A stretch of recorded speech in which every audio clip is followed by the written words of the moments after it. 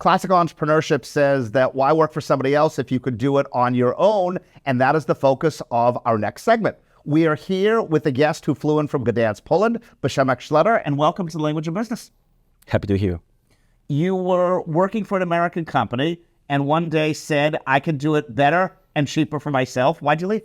Actually, it was my dream from the childhood to run my own business, run my own company. I always knew that I'm capable of do so, that I can create really quality job places for Polish engineers, because my background is technical. I'm a network engineer.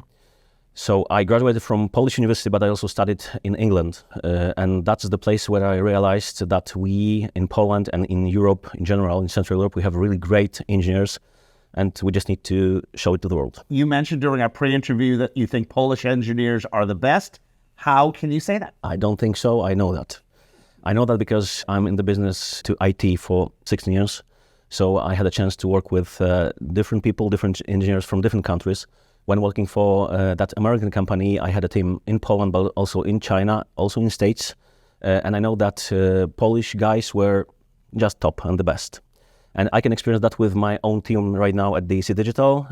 We have like 150 employees and more than 100 engineers with really top PhD guys in AI, ML, in backend development, in front-end development. So that's it. In the United States, startups like yours are often venture capital funded. How did you originally get funded, and what is the current state of the company now several years later? Yeah, so this is something I'm really proud of, to be honest, because, of course, as anyone or any company, the first stage was 3 Fs, including fools.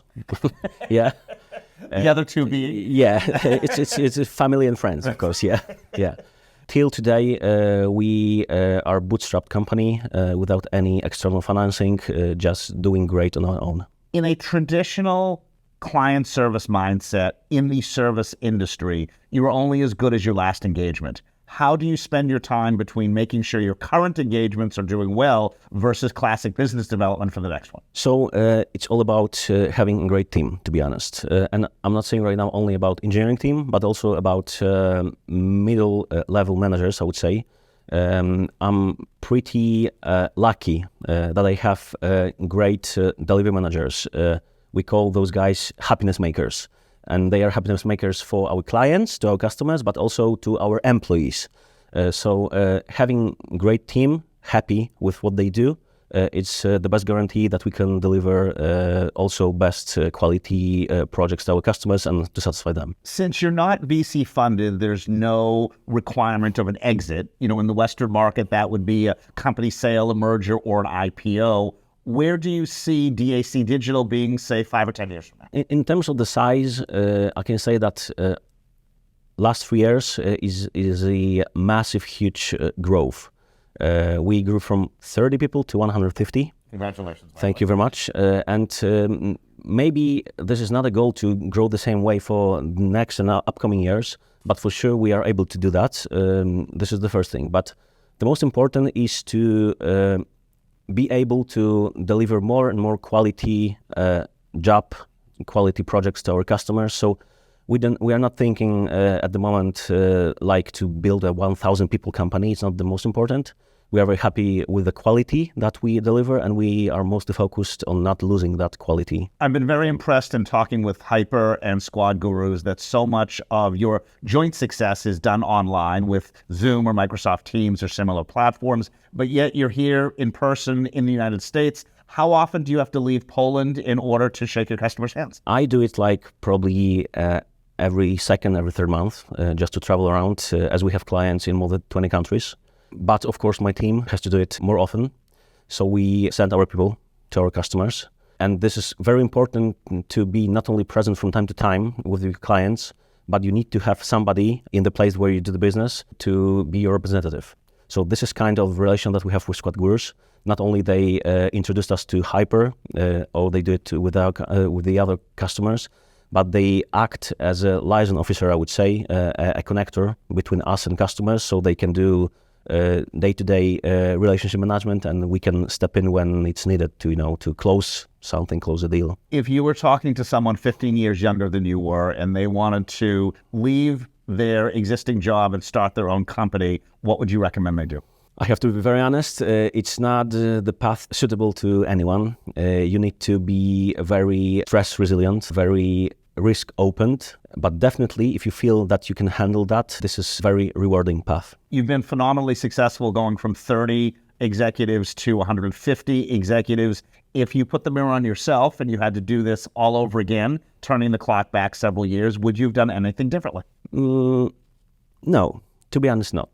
I know what was the pros and cons about the whole process that we went through, but I think everything we did, even incorrectly and wrong, that learned us something. So you need this kind of path to go to be successful. Given that you are currently in 20 countries, would you ever consider setting up a non-Polish office? Of course, we already did that with Germany. We've got a subsidiary there from January this year. And we are, of course, thinking and planning to open the office here in the States as well, because our client base is growing, so we need to have our presence, like a fixed presence and full-time presence here. Thank you so very much. Thank you. Przemek Szleter, the CEO and founder of DAC Digital in Gdańsk, Poland.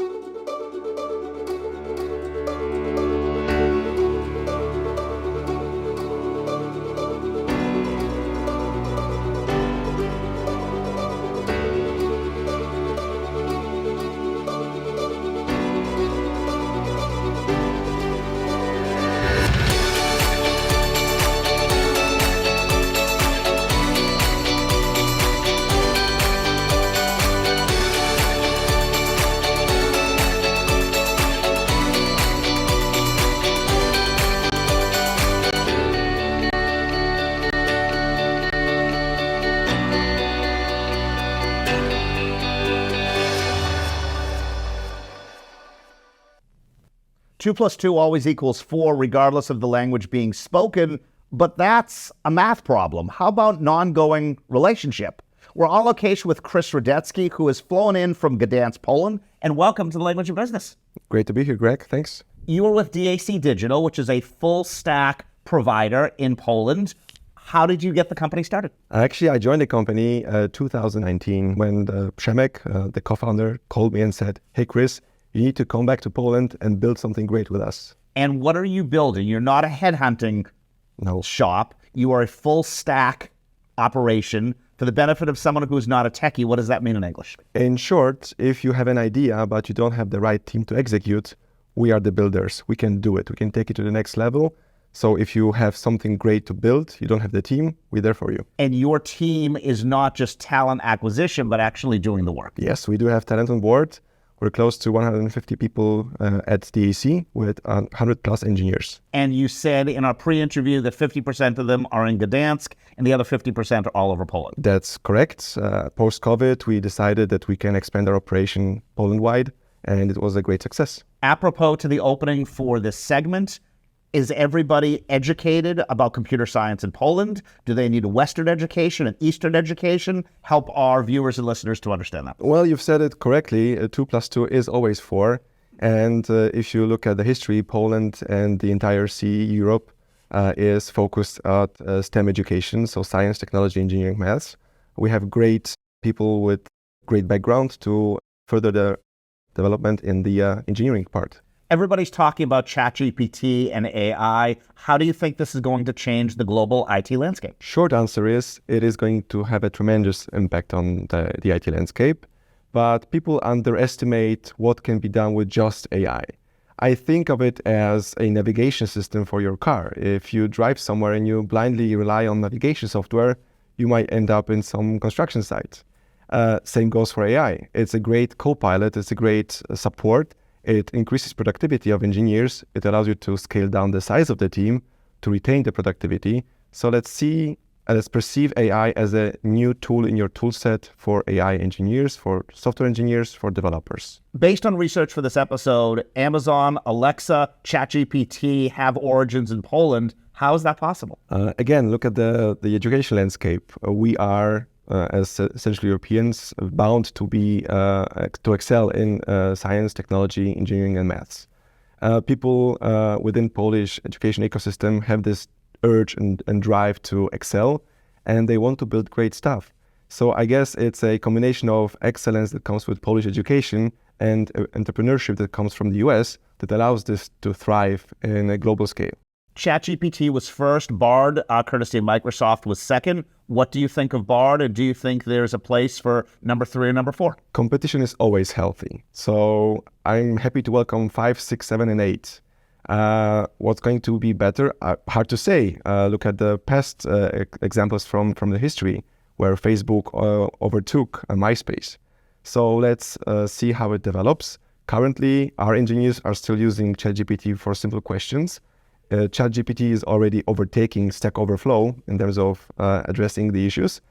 Let's see what comes next. I know that Poland is very successful economically, but why wouldn't you outsource to smaller countries in Eastern Europe, maybe Lithuania or Estonia? Why is most of your workforce in Poland? Well, you've said it already. Smaller countries means smaller pool of people to take the right amount of talent and for the company.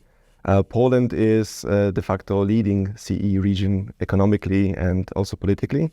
So it's a great place to set your foot and take your business from there and grow it. It's fascinating to me that your client is Hyper and Squad Gurus is right in the middle of that by design per their charter. Are all of your clients from the United States, or do you have a worldwide client list inside and outside of Europe? We have clients in over 20 countries. Most of them Western Europe, the Nordics, the US, and Canada. Why not Asia? Why not Latin America? Cultural fit, it's a simple answer. We speak the Western language. We understand the mindset. We're open to discussion. We like to challenge. We like to be challenged. So it's part of the fit to be really within the Western mindset. Are you concerned in Eastern Europe that inflation is going to begin rearing its ugly head even more so than the United States? We can already see that, but that's not a problem. We just have to have the right government and the right economy to tackle it. Poland, as part of a larger ecosystem of the EU, is already braced for impact. What happens if you misanalyze a project and realize you need 5 extra programmers or coders? Who pays for that? Is that something you absorb because it's your company, or do you go back to your client and say, I'm sorry, this is a lot more complex than we thought it was going to be? The short answer is yes, we absorb it. The long answer is we learned a lesson. We started doing business for our partners 5 years ago, and we did some misestimations back then. But we took it as a reinforced learning process into our own ecosystem. We've created something called a delivery process, where we make sure that every hour, every task is broken down into line items that we can take to the customer and check if it's correct with our assumptions. If we do not have all the data, we do something called assumption listing, where we simply say, this is the price that is valid under following assumptions. That opens a place for discussion. In the medicine and law fields, attorneys, doctors, nurses have to get what are called CEUs, continuing education units, to stay current with all of the changes. How often do your coders or programmers have to go back to school, and what happens to the billable hours during that time frame? They go to school every day. When a senior, when an architect, when a tech lead is challenging them on their pull requests, they are being schooled. And it's great. Actually, that's how we develop ourselves. We take our developer, the junior one, that has to develop code that's going to production by end of this week. And if the code goes to production, means it's been assessed. But there's also part of the learning process in that coding. What happens if somebody gets a better job with one of your competitors? Are you in a position that you're going to counter, or do you accept the fact that maybe every year 10% of your workforce is going to leave? We have created an amazing culture within DAC that forces maybe a wrong term here, that empowers people, incentivizes to stay with us. We embrace this culture. People want to be part of the EC team, not just for the great projects, but also for the team spirit. So yes, we do have people choosing to go, and that's fine. That's healthy. I mean, they should go see the world and then decide to come back to us. Chris, thank you very much. Thanks so much, Greg. Chris Radecki from Gdańsk, Poland, representing DAC Digital.